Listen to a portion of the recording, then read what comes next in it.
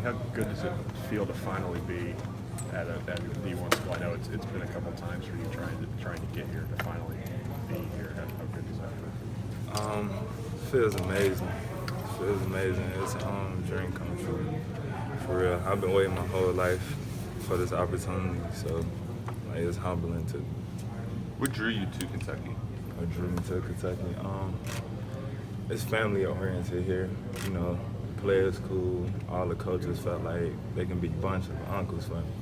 So I just bonded with them the best out of all the other schools. Coach Stoops has kind of a reputation for developing DBs. How much did that play into your decision? It played a big part because I didn't know he coached the Miami Dogs like that. So once I seen that, it pretty much was wraps then. There's quite a few guys who graduated last year. What does it mean to be able to come in and try to contribute early?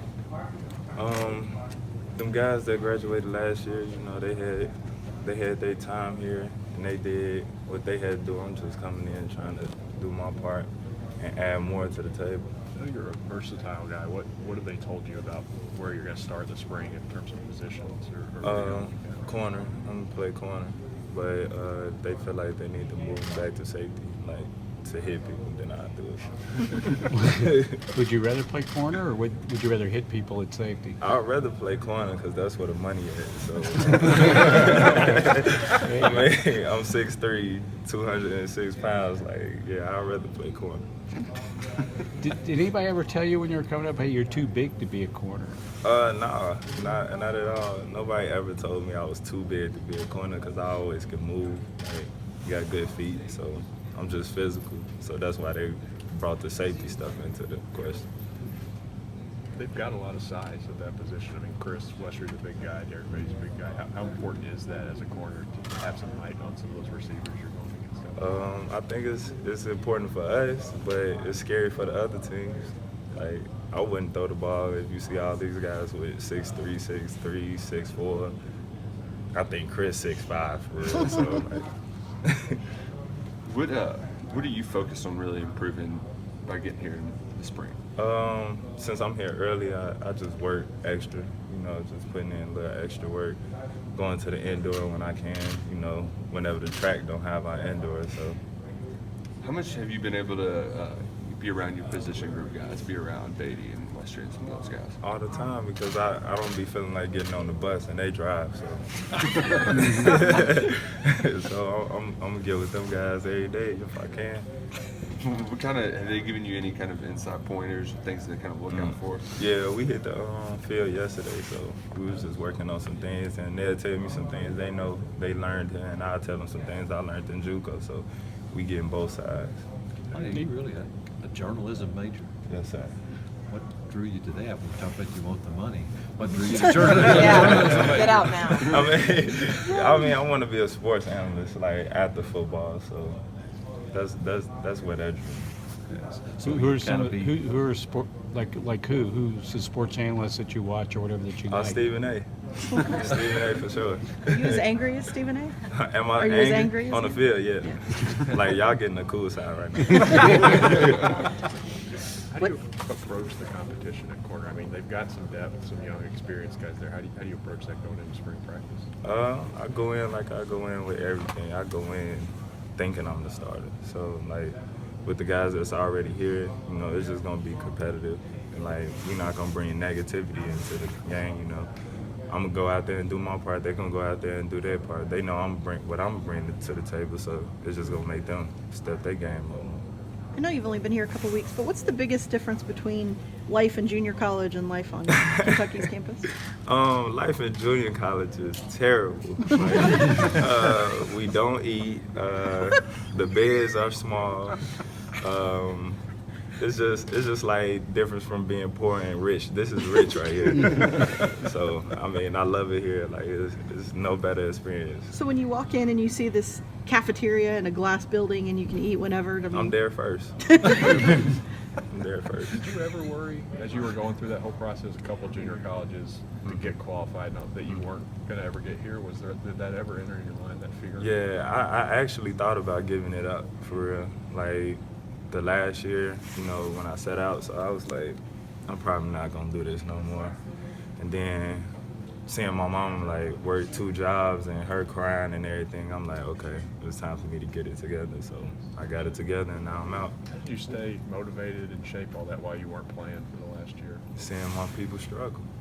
You see people, your family struggle, you see your mom, your dad, your brother, all of them struggle, you gonna wanna do something to change that too. Are you part of the group that has to get up at 4 in the morning to do your Nah. workouts? I actually got to work out after this at 10:30. So How'd you score that? The freshmen all have to get up at 4? they freshmen. Yeah.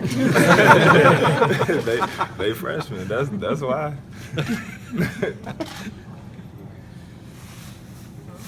Anything else for Lonnie? Why Great. did you sit out last season? Was it just to concentrate on academics? or- Yeah, it was to concentrate on academics because out of high school I was committed to Ohio State, didn't qualify. Then committed to Iowa State, didn't qualify. So I'm like, all right, you know what? Forget the football part. The football gonna be there, and focus on my academics. And look what it got me. So, When did you get the final clearance that you had done everything you needed to do? December, like right after I left Garden City, probably like a week later, got the final clearance, and I was like, thank you God, like I'm finally here. Did you So, celebrate in a special nah, way or anything? it still haven't hit me yet. Yeah. It still haven't hit me yet. Like, I mean, I'm here, but probably the spring game is probably when it's gonna hit me, when I see the crowd and actually start making plays and hear the noise. Then I'll be like, okay. You were part of that string of commitments they got after they beat Louisville and up to the bowl game. How important was it for you guys to see them kind of turn the corner last year and get some wins? On the I ain't field? really watched football like that last You year. didn't? Nah. So that wasn't a factor at all that they had started winning games? I ain't watched football like that last year. Like he just said, I was focused on academics, like, period.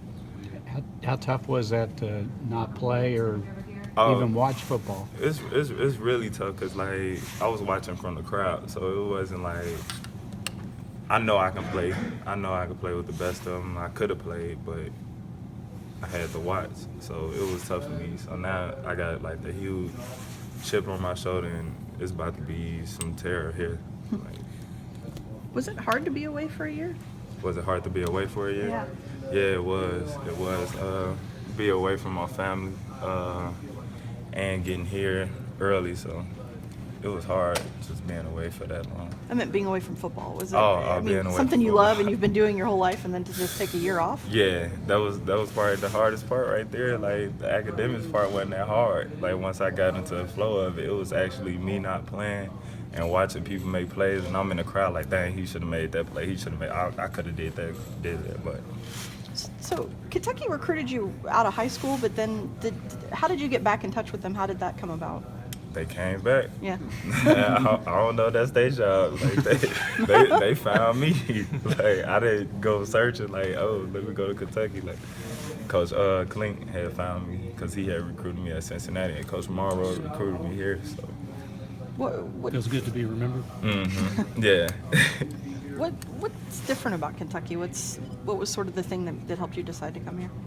They're on the uprise right now. So I feel like next year we're gonna come in and be a way different team. I see all the players here, like, now we all putting in extra work. Like, it's not a day I don't see another player in there putting in extra work.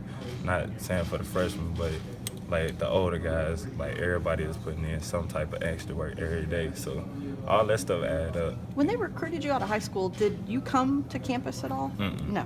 Okay. So you can't talk about how it used to look versus now, because Nah. it just seems very different. Nah, it's not. How much interest were you getting in that year that you were away from football? Did some teams just back off and give up, or were you still getting pretty constant from those schools? Some teams backed off because they wasn't sure, like, I was gonna get it done.